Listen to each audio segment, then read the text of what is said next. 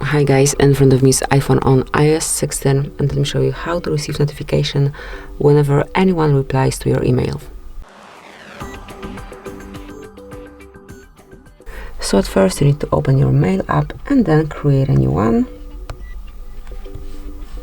Then enter the subject, obviously. And now, whenever you wish to receive this notification, you need to tap on this ring icon and then tap on Notify Me. So once it is active, you will receive notification whenever anyone replies to this email. So this is it. Then smoothly send it.